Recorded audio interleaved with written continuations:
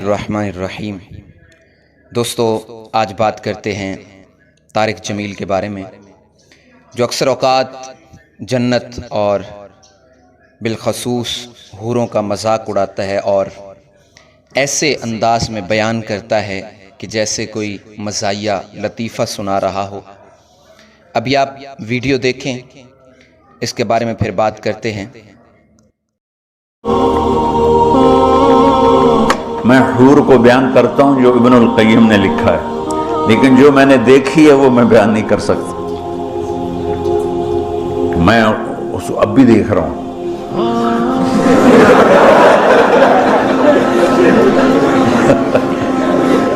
ابھی آپ نے سنا اور دیکھا یہ کیسے حور کا بیان کرتے ہوئے کہہ رہا ہے کہ میں نے جنتی حوروں کو دیکھا ہے، اللہ نے مجھے دکھایا اور میرے پاس الفاظ نہیں ہیں، اور حد تو یہ ہے کہتا ہے میں ابھی بھی دیکھ رہا ہوں، کیونکہ اس کے سامنے لڑکیاں بیٹھی ہیں اور یہ کہہ رہا ہے کہ میں ابھی بھی حور کو دیکھ رہا ہوں، اور پھر لوگ ہنس رہے ہیں جیسے اس نے کوئی لطیفہ سنایا ہو۔ تو یہ انداز ایسا اپنانا نہیں چاہیے۔ اب انہی کے مفتی طارق مسعود صاحب جنت کا مذاق اڑانے والوں کے بارے میں کیا کہتے ہیں، سنیے۔ کہ وہ یونیورسٹی کی لڑکیوں کے ساتھ کہیں گئے ہوں گے تفریح کرنے کے لیے، تو ابھی ہم نے دنیا کی حوریں دیکھی، اب کل ہم جنت کی حوروں پر بیان سنیں گے۔ ابھی ہم نے دنیا کی حوریں دیکھی، اب کل ہم کس پر بیان سنیں گے؟ جنت کی حوروں پر۔ ٹھیک ہے، اس طرح کی پوسٹ چلانے والے کا مقصد کوئی جنت کا مذاق اڑانا نہیں ہوگا، لیکن حقیقت ایسی چیزوں سے جنت کی اہمیت کم ہو جاتی ہے، ایک مذاق بن جاتی ہے کہ اچھا ایک چلو یہ بھی ایک حور ہے تو وہ بھی ایک حور ہے۔ تو اس طرح کی پوسٹ نہیں چلانی چاہیے۔ میں یہ نہیں کہہ رہا وہ گستاخ رسول ہیں اور گستاخ ہیں، ان کا سر قلم کر دو، اور اتنا بھی فری ہونے کی ضرورت، جذباتی ہونے کی ضرورت نہیں ہے۔ بعض دفعہ انسان کی توجہ نہیں ہوتی، وہ ایک چیز مزاح میں کر دیتا ہے، لیکن میں نہیں کہہ رہا کہ وہ یہودی ایجنٹ ہے، پری پلان یہ کام کیا ہے۔ یہ لونڈے لپاڑے جو آج کل مارکیٹ میں آ رہے ہیں سب کچھ چلا دیتے ہیں، لیکن حقیقت کیا ہے کہ اس طرح کی جو چیزیں ہیں وہ جنت کا کسی بھی طرح سے مذاق نہ اڑایا جائے۔ جنت ایک حقیقت ہے، بہت بڑی حقیقت ہے، اور خاص طور پر جنت میں حوروں کا بہت مذاق اڑایا جاتا ہے، یہ لبرل لوگ اڑاتے ہیں۔ اب آپ نے مفتی طارق مسعود کو بھی سنا، یہ کیا کہہ رہا تھا کہ جنت کا اور جنتی حوروں کا مذاق نہیں اڑانا چاہیے۔ کبھی کبھی کہتا ہے کہ ایسا ہو جاتا ہے مزاح میں، تو جب مزاح میں ایسا ہوتا ہے تو پھر باقی کیا بچتا ہے؟ تو اگر بیان کرنا ہے تو کسی طریقے کے ساتھ بیان کریں۔ مذاق اڑانا اور ایک ڈرامائی انداز میں اس کو بیان کرنا یہ بالکل درست نہیں ہے۔ ابھی آپ نے ان دونوں کو سنا، طارق جمیل کو بھی سنا، مفتی طارق مسعود کو بھی سنا، تو یہ کیسے بیان کر رہے تھے۔ طارق جمیل کے بیانات میں کتنا تضاد ہوتا ہے، نہ کوئی حوالہ دیتا ہے، نہ کوئی حدیث پاک کا بتاتا ہے، بس ایسے ہی بیان کر دیتا ہے۔ تو اس کی جو تقاریر ہوتی ہیں، جس کے بیان ہوتے ہیں، ان میں بہت زیادہ یہ باتیں اپنی طرف سے بیان کرتا ہے جن کا نہ سر پیر ہوتا ہے، نہ کوئی حوالہ ہوتا ہے، نہ کوئی ریفرنس ہوتا ہے۔ اب آئیے آپ کو ایک بیان ترجمان حقیقت عالمی مبلغ اسلام پیرزادہ رضا ثاقب مصطفی صاحب کا جنت کے بارے میں سناتے ہیں۔ وہ کیسے بہترین انداز میں قرآن مجید اور دلائل کے ساتھ بات کرتے ہیں، ملاحظہ فرمائیے۔ اس دن کچھ چہرے تر و تازہ ہوں گے، کچھ چہرے تر و تازہ ہوں گے۔ اللہ اکبر۔ لسعیھا راضیہ، جو بھی انہوں نے زندگی میں محنت کی، کوشش کی، اللہ اس کا اتنا صلہ دے گا کہ یہ راضی ہو جائیں گے۔ ان کے صلے میں اتنا عطا کیا جائے گا کہ وہ راضی ہوں گے کہ ہمارے رب نے ہمارا مول ڈال دیا نا۔ لسعیھا راضیہ، وہ اپنی سعی پر، اپنی کوشش پر راضی ہوں گے۔ فی جنت عالیہ، انہیں اونچی جنتوں میں بسایا جائے گا۔ اونچی جنتوں میں 100 جنتیں ہیں، اللہ کی جنت ایک نہیں ہے، اللہ کی جنتیں بھی کئی ہیں۔ اللہ اکبر۔ فی جنت عالیہ، اللہ انہیں اونچی جنتوں میں جو ہے وہ بٹھائے گا۔ لا تسمع فیہا لاغیہ، اس میں کوئی لغو بات نہیں سننے کو ملے گی۔ فیہا عین جاریہ، اس میں جاری چشمے ہوں گے۔ 4 چشمے ہوں گے جنت میں۔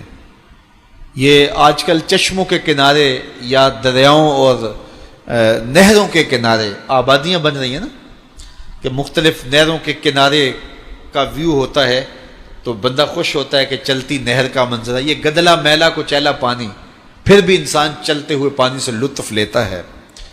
لیکن جنت کے جو چشمے ہوں گے وہ 4 چشمے قرآن نے بتائے، اور چاروں کا پانی کیسا ہوگا؟ ایک چشمہ خالص دودھ کا ہوگا، ایک چشمہ خالص شہد کا ہوگا، ایک چشمہ خالص شراب کا ہوگا، اور ایک چشمہ خالص پانی کا ہوگا.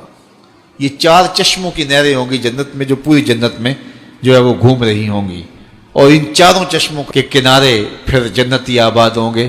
بلکہ حضور نے فرمایا کہ جانور بھی ہوں گے جو ان چشموں کے اندر نہا رہے ہوں گے، اور فرمایا بختی اونٹوں کی گردنوں کے برابر اتنے اتنے قد کے جانور ہوں گے. تو حضرت عمر نے کہا کہ حضور پھر تو مزہ آ جائے گا.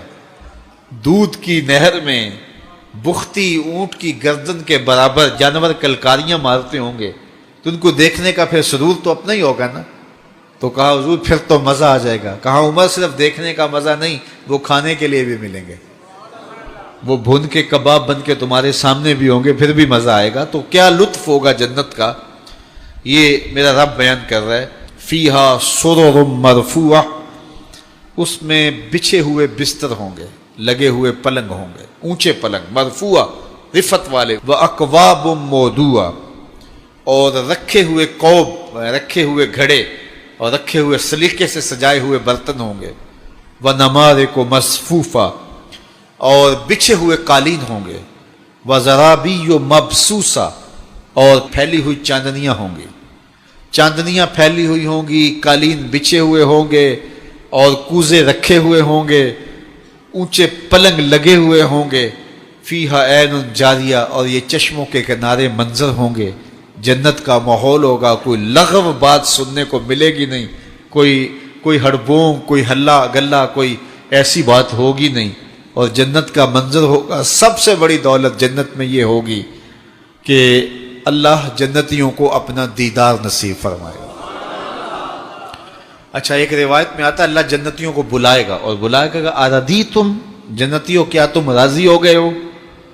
تو جنتی آگے سے کہے گے ما لنا اللہ نردا، مالک ہمیں کیا ہوا کہ ہم راضی نہ ہوں، ہمیں وہ ملا جو ہمارے تصور میں بھی نہیں تھا. جنت وہ ہے کہ جو کسی آنکھ نے دیکھی نہیں، جو کسی کان نے سنی نہیں، اور کسی دماغ نے اس کا تصور نہیں کیا. آپ کوئی بھی تصور کر لیں، ایسی ہوگی ایسی ہوگی ایسی ہوگی. آپ اپنی ذہنی صلاحیتوں کو مہمیز لگائیں اور بڑے سے بڑا جو ہے جو دنیا کے نظارے دیکھ چکا ہے وہ سارے نظاروں کو جمع کر کے کوئی منظر خود ساختہ بنائے، لیکن جنت اس سے بھی اچھی ہوگی. تو جب جنتی جنت میں جائیں گے تو ان کا تصور تک نہیں ہوگا جو انہیں وہاں ملے گا. تو وہ کہیں گے، اللہ فرمائے گا راضی ہو؟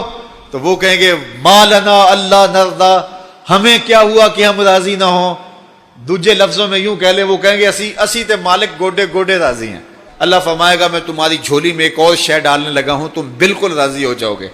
تو وہ کہیں گے میرے رب کوئی کسر ہی نہیں رہ گئی، اب اور کیا باقی رہ گیا؟ اللہ فرمائے گا میں ایک اور شے دینے لگا ہوں، وہ تمہیں ملے گی، تم بالکل راضی ہو جائیں گے. تو وہ جھولی پھیلا لیں گے کہ مالک تیری مرضی، ویسے کوئی کسر تو نہیں رہ گئی. تو اللہ تعالیٰ فرمائے گا وہ شے یہ ہے کہ میں تمہارے اوپر راضی ہو گیا ہوں، اب کبھی بھی ناراض نہیں ہوں گا. اور یہ چیز جنتیوں کو نہال کر دے گی. تو اللہ تعالیٰ جنت کے اس نقشے کو بیان کیا جو ان لوگوں کو عطا کرے گا جن کے عقیدوں میں جمال ہے اور جن کے عمل میں حسن ہے، جو عقیدے بھی خوبصورت رکھتے ہیں، جن کے عقیدوں میں شرک نہیں ہے، جن کے عقیدوں کے اندر بے ادبیاں نہیں ہیں، جن کے عقیدوں کے اندر گستاخیاں نہیں ہیں، جن کے عقیدوں کے اندر بدعات نہیں ہیں، جن کے عقیدوں کے اندر جو ہے وہ خرابیاں نہیں ہیں، اور جن کا عمل کوتاہیوں سے پاک ہے. یہ وہ پاک لوگ جو ہیں اللہ تعالیٰ جل شانہ ان کو یہ نعمتیں عطا کرے گا. تو اللہ تعالیٰ جل شانہ ہمیں سب کو جنت کی بہاریں نصیب فرمائے. ابھی آپ نے ترجمان حقیقت عالمی مبلغ اسلام پیرزادہ رضا ثاقب مصطفی صاحب کا بیان بھی سنا. فیصلہ آپ کے ہاتھ میں ہے، سب کچھ آپ کے سامنے واضح ہے. اللہ پاک ہمیں ہدایت عطا فرمائے، آمین. ہمارے چینل کو ضرور سبسکرائب کریں اور بیل آئیکن کو دبا دیں تاکہ نئی ویڈیوز کے نوٹیفیکیشن آپ کو ملتے رہیں.